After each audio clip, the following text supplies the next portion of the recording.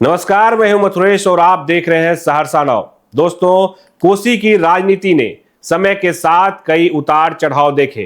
अतीत से लेकर वर्तमान तक राजनीति, जन आंदोलनों और विकास के मुद्दों पर आज हम बात करेंगे सीपीआई के वरिष्ठ नेता ओम प्रकाश यादव जी से। बहुत बहुत स्वागत है सर आपका। कैसे हैं सर आप? ठीक है। ठीक है। सहरसा, मधेपुरा, सुपौल, ये कोसी एरिया, आसपास का जो एरिया है, ये कैसा है? बेहतर है। ये एरिया कोसी के मीठे जल पे तैर रहा है। ये कोसी का पानी जो है ना, अमृत है।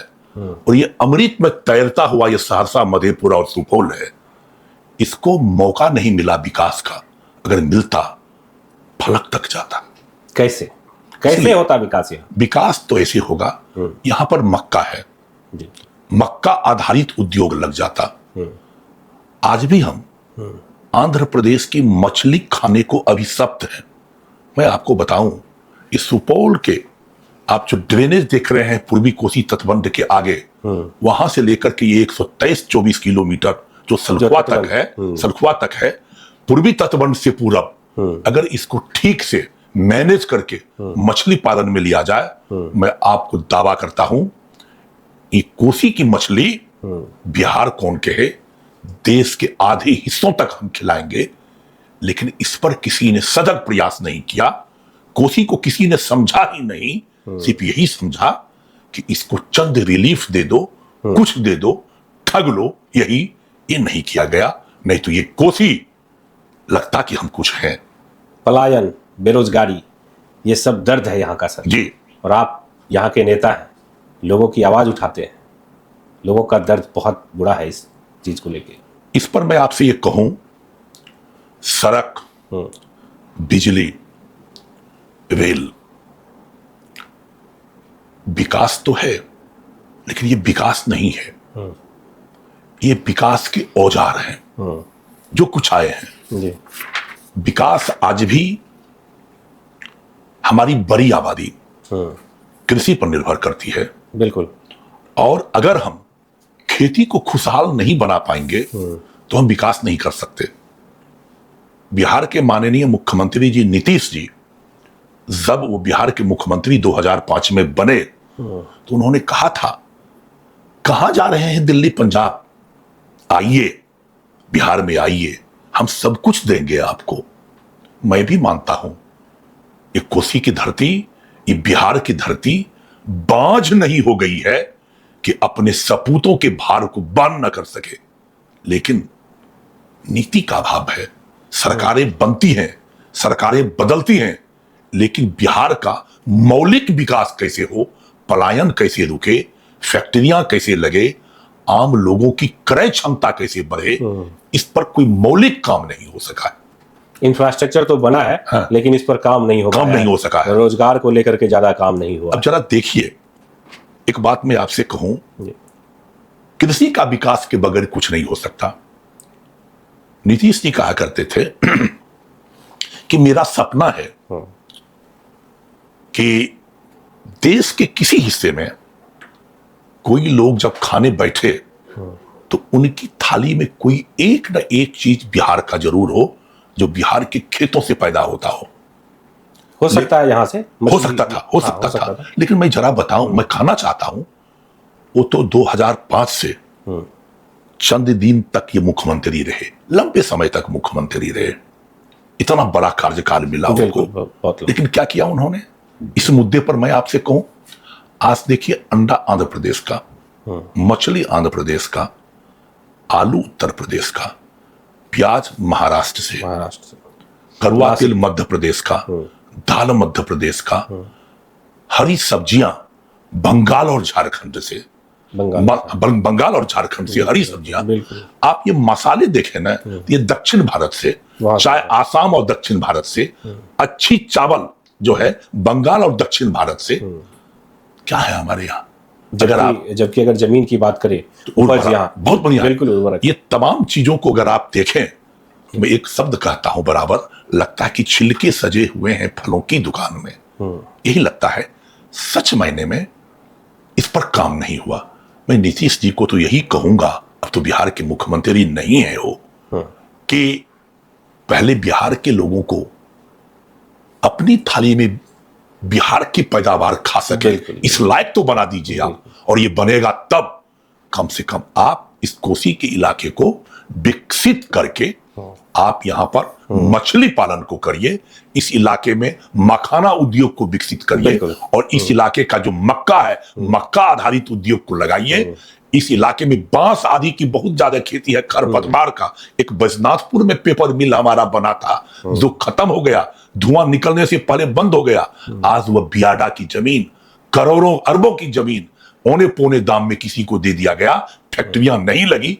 ये इस कोविसी का अभिशाप है, कलंक है। ये तो है।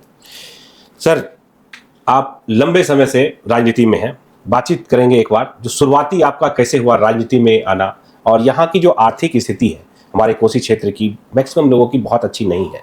कुछ लोगों की जरूर अच्छी है, लेकिन अगर देखेंगे गांव में जाकर के, जो हम लोग भी जाते हैं देखते हैं, आप यहाँ जमीन से जुड़े लोग हैं, वहाँ की स्थिति किस तरह की है और आपका पालन पोषण किस तरह से हुआ, शुरुआती दौर कैसे आप राजनीति में आए और पढ़ाई किस तरह से हुआ? देखिए, मैं एक किसान परिवार में जन्म लिया। मेरे पिताजी मिडिल स्कूल के शिक्षक थे जी। संजोग से आज भी उनका आशीर्वाद मेरे सर पर है। वो 91 में सेवानिवृत्त हुए और आज भी हैं, बीमार हैं। मैं MMD हाई स्कूल सलखुआ से मैट्रिक किया, उसके बाद सहरसा आया, यहां से इंटर, स्नातक और स्नातकोत्तर की परीक्षा पास की। मैं फिजिक्स से MSc हूं और 80 ईस्वी में ही AISF all India student federation से जुड़ा और उसकी राजनीति की, और वो छात्र राजनीति ने मुझको लड़ने की ताकत दी, जुल्म के खिलाफ आवाज उठाने की ताकत दी और हिम्मत दिया, और मैं छात्र जीवन से ही लड़ता रहा। मेरे बड़े भाई शहीद कॉमरेड जयप्रकाश यादव जो कम्युनिस्ट पार्टी के नेता थे, 7 अप्रैल 1995 को उनकी हत्या हो गई। उनके बाद मैं कम्युनिस्ट पार्टी का पूरा वक्ती कार्यकर्ता हो गया। मैं एक कॉलेज में फिजिक्स के एक परवारी शंकर महाविद्यालय है, उसमें लेक्चरर के पद पर था। मैं उसको छोड़ दिया, पूरा वक्ती कार्यकर्ता हो गया। आज मैं कम्युनिस्ट पार्टी का होल टाइमर हूं और पार्टी के राष्ट्रीय परिषद नेशनल काउंसिल का मेंबर हूं, जो देश की सबसे बड़ी कमेटी है। देखिए सर, उस समय जब आप ज्वाइन किए थे, उस समय कांग्रेस भी बड़ी पार्टी थी उस समय, और बीजेपी की भी शुरुआत हो गई होगी। आपने कम्युनिस्ट को ही चुना, ऐसी क्या आपको जो प्रेरणा मिली जो कम्युनिस्ट की तरफ ही चले गए? देखिए, अगर भारतीय स्वाधीनता संग्राम आंदोलन को अगर आप खंगालिएगा तो आपको पता चलेगा कि बहुत से कम्युनिस्ट पार्टी के लोग उस समय कांग्रेस पार्टी के भी मेंबर थे। स्वाधीनता संग्राम की लड़ाई उन्होंने कांग्रेस पार्टी के बैनर के तले लड़ी, और आर्थिक असमानता की लड़ाई कम्युनिस्ट पार्टी के बैनर के तले लड़ी। भगत सिंह ने एक सपना देखा था कि देश जब आजाद होगा तो इस पर हर किसी का हक होगा। जूता बनाने वाले के पैर में जूते होंगे, जो खेतों में हल चलाता है रोटी के अभाव में नहीं रहेगा, और जो खिलौने बनाते हैं उनके बच्चे के हाथों में भी खिलौना होगा। लेकिन ये नहीं हो सका। आजादी के बाद ये देश विकास तो किया, लेकिन विकास चंद लोगों के हाथों में सिमट गया। कांग्रेस पार्टी की नीतियों ने गरीब गरीब होते चले गए और अमीर अमीर होता चला गया। गरीब और अमीरों के बीच की खाई काफी बढ़ गई। लगा कि चंद, उस समय हम लोग कहते थे बिदला, टाटा, डालमिया, बिमल, उषा सिंघानिया, मफतलाल, इनकी सरकार है, गरीबों की सरकार नहीं है। अब किनकी सरकार है? अब मैं अगर बताऊं तो मैं आपसे कहूं, ये जो सरकार है बीजेपी की, इससे करोड़ों गुना बेहतर कांग्रेस पार्टी की सरकार थी। ये कहने में मुझको कोई गुरेज नहीं है, मैं पूरी ईमानदारी से कहता हूं। वो लोग, एक भारतीय जनता पार्टी बीजेपी के ये व्हाट्सएप यूनिवर्सिटी का वो विद्यार्थी जिनको कुछ नहीं मिलता, वो नेहरू को गाली देते हैं। वो नेहरू जो आधुनिक भारत के निर्माता थे, वो नेहरू जिनको ब्रिटेन के प्रोफेसर, राजनीतिक चिंतक इकोनॉमिक्स के विद्वान लास्की पार्क जिनको प्यार करते थे, जिन्होंने इस भारत में को दिया नवरत्न और महानवरत्न दिया, आज उनको गाली देते हैं। मैं तो ये कह सकता हूं, अगर नेहरू नहीं होते, नेहरू ये बनाए नहीं होते, तो मोदी क्या बेचते, क्या बेचते ये। एक बात मैं आपसे कहूं, आज इस देश, हमारा देश आईसीयू में खड़ा है, वेंटिलेटर पर है हमारा देश। जब देश के प्रधानमंत्री चंद्रशेखर जी हुए, नरसिम्हा राव जी हुए, तो उन्होंने इस देश का सोना बैंक ऑफ ब्रिटेन में जाकर के गिरवी रखा। काफी हाइतोबा हुआ, हल्ला हुआ, हालांकि बाद में सोना को छुड़ा लिया गया जब देश की स्थिति बेहतर हुई। लेकिन आज क्या है, आज तो हम यहां चले गए कि 12 अरब डॉलर का सोना हमको बेचना पड़ा। न्यूज आता है कि रिजर्व बैंक का पैसा चोरी हो गया। ये है, ये 2-3 जो चहेते मित्र हैं इनको, अडानी, अंबानी और मित्तल, इनके हाथों में देश की टोटल संपदा को दोनों हाथों से बेच रहे हैं, नीलाम कर रहे हैं। आज गरीबी और अमीरी की बीच की खाई इतनी बढ़ गई है, इतना तो अंग्रेज के काल में भी नहीं था। इसी सर, कोसी की अगर बात करते हैं तो कोसी क्षेत्र की राजनीति में जो चेंजेस आया है, जो पहले की राजनीति थी और अब की राजनीति, क्या फर्क आया है? क्या अब मुद्दे की राजनीति ना होकर जात की राजनीति होगी? देखिए, मैं आपको बताऊं कि सिर्फ कोसी ही नहीं, पूरे देश में जी जात आधारित राजनीति हो गई है। इस देश की राजनीति जातीयता और सांप्रदायिकता के मकर जाल में फंस करके पटरी से उतर गई है। अब जरा देखिए कि मैं हाल की बात बताऊं, अभी दुनिया में तेल का संकट हुआ, युद्ध हुए, सब जानते हैं। जी जी। अंतरराष्ट्रीय मार्केट में कच्चे तेल की कीमतें बढ़ी और आज घट के तो चला आया $72 पर। आपने तेल की कीमत को बढ़ाया, जब घट के $72 पर आ गया तो आप घटा नहीं रहे हैं। मोदी जी जब 14 में आए थे, उस समय अंतरराष्ट्रीय मार्केट में कच्चे की तेल की कीमत $110 प्रति बैरल था। डीजल मिलता था 55, पेट्रोल था 65, रसोई गैस 350 था। आज जब $72 प्रति बैरल है तो पेट्रोल चला गया 115, डीजल 100 से अधिक है और रसोई गैस 1000 है। इससे बड़ा जुल्म क्या होगा?